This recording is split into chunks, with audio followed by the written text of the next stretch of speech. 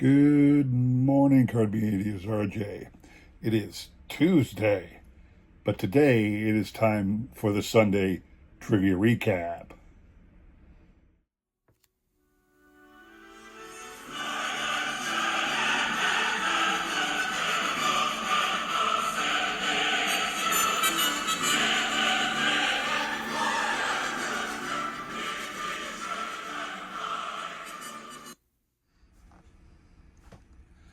All right, then. So, if you saw my video yesterday morning, you found out that I did not do my trivia recap on Sunday.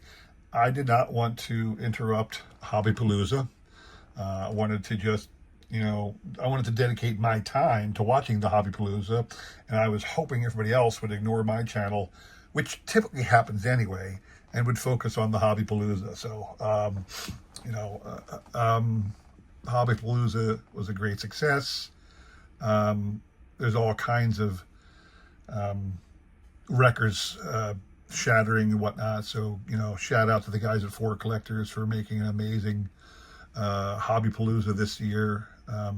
Just fantastic. Can't wait till next year. I was lucky enough, if you saw, I was lucky enough on Saturday to be part of John 3D80 Kids and his 5 cards every collector should own.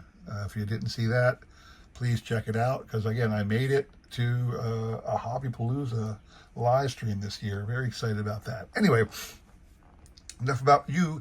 That's enough about me. What do you think of me? Now, we're here to give away prizes, right? So let's talk about that, shall we? Okay.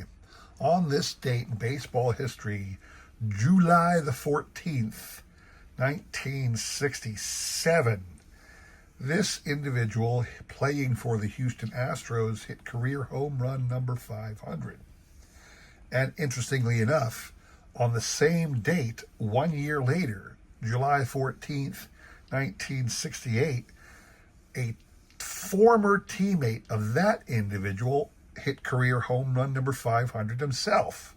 Name both players. Wasn't too hard to figure out.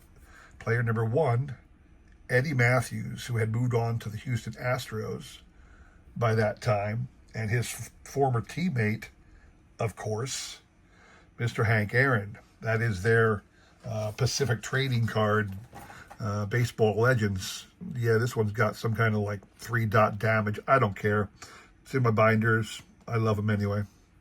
So that was your answer, what you're playing for. Again, 3 Hall of Fame cards.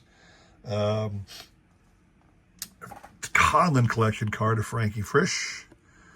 Topps Archives card of Mel Ott. 97 Pinnacle Derek Jeter with a great gold foil. Those 3 cards could be yours. Everybody's name is on the wheel. These individuals were kind enough to throw out a guess. Got 14 names on the wheel. Lisa Z, her name resides on the list for this calendar year. Lisa was a great supporter of my channel and everybody in the card community for a long time. She passed away very early this new year. I am honoring her memory by keeping her name on my list because she always participated. Her name does not appear on the wheel, so that's just my homage for her. So we will shuffle once and spin. You must hit 3 times on my channel to win. I do that for 2 reasons. One is because there's not a lot of people on the list and I can. Secondly, I hate when I enter a contest, somebody spins a wheel, goes once, and that's it. It was like a lot of build up for one shot and you're out. But if you have a lot of names in your contest, you have to do it that way. You can't spin for an hour waiting for one guy to get 3 hits. I don't suffer from that problem. I'm lucky to get, 15 people to enter on my channel. So this is the way I plan to do it. I just choose to. So good luck to everybody on this one. Bam. So a lot of cool stuff to show off next week. Been getting a couple cool sets recently. I was going through reorganizing my cards. I had a yard sale last summer, not a yard sale, I shouldn't say that. I set up at a local church flea market last year, selling some cards, made a couple $100, nothing outrageous.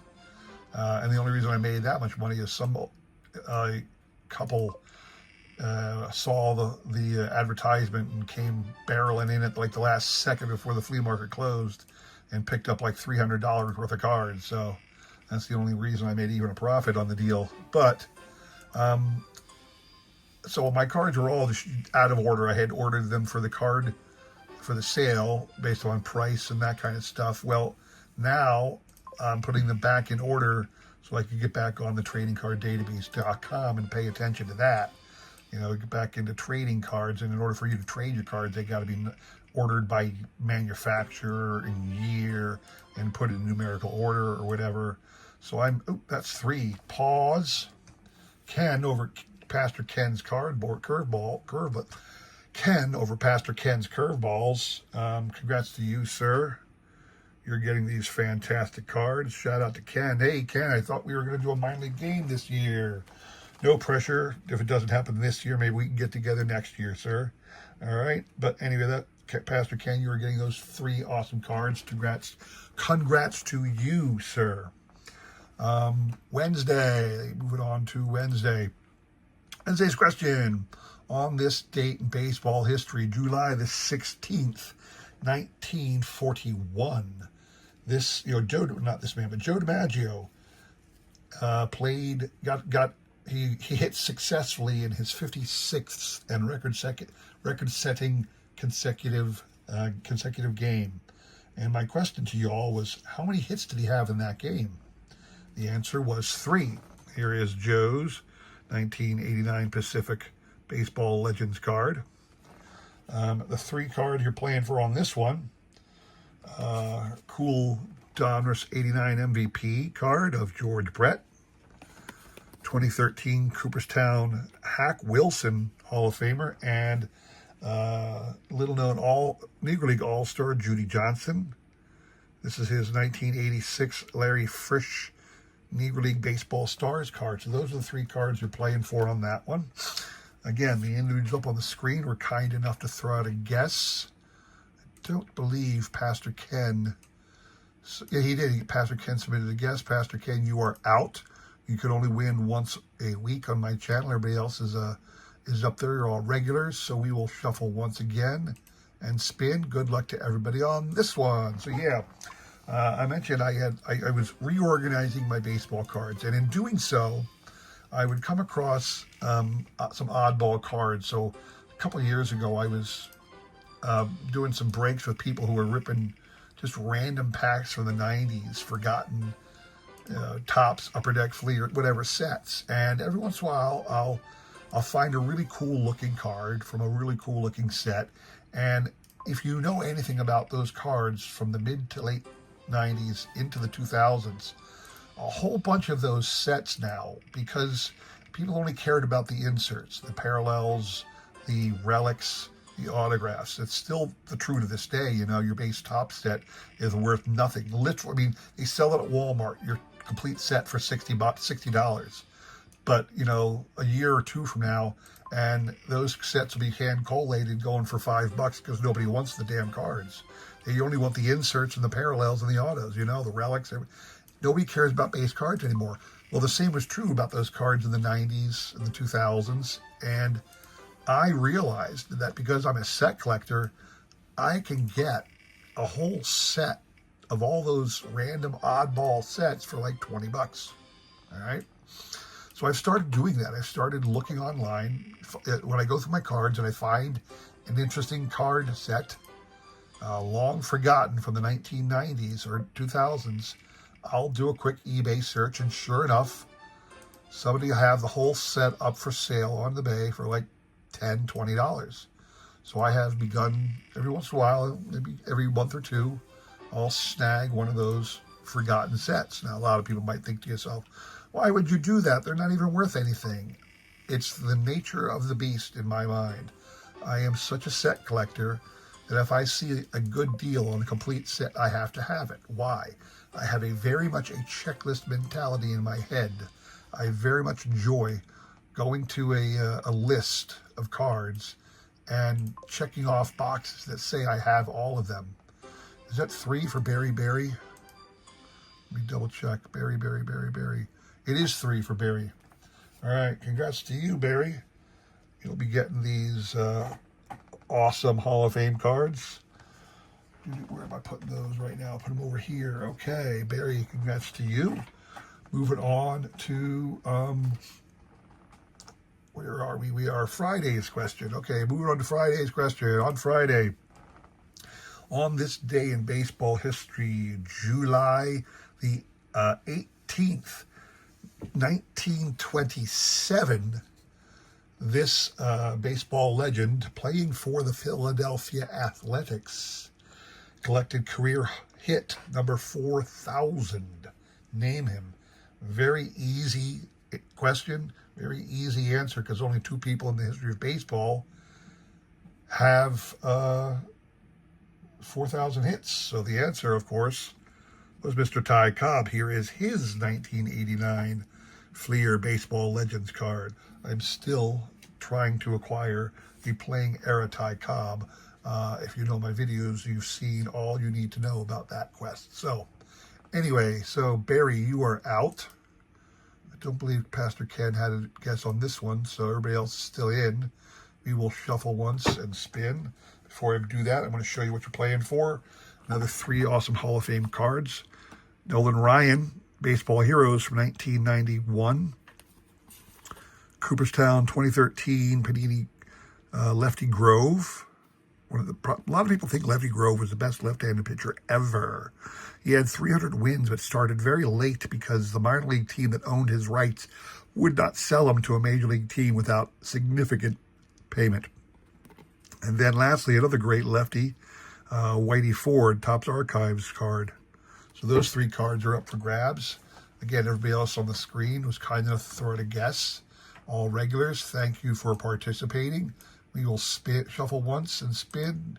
Good luck to everybody on this one. I think I already shuffled twice. Who cares, right? Anyway, so yeah, I got a couple cool sets that I'm going to show off this coming week.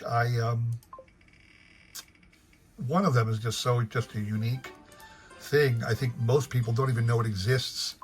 They're like, wait, this trading card company made this set? Really? This actually happened sometime? Yeah, it really did.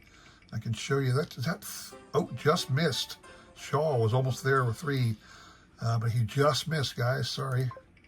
But yeah, so again, great sets I'm showing off this week. Another episode for Kids Corner. It's funny. I hate to say it, but it's hard to come up with an idea for Kids Corner because, you know, the truth is we all buy slabbed and graded cards that cost thousands of dollars, hundreds of dollars at least.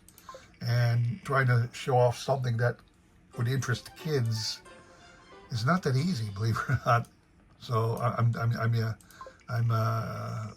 doing my best. Let's put it that way. And it's not just interesting kids; it's interesting parents of kids to sit down with their kids and really find a way to get them interested. But I think I'm doing okay. So anyway.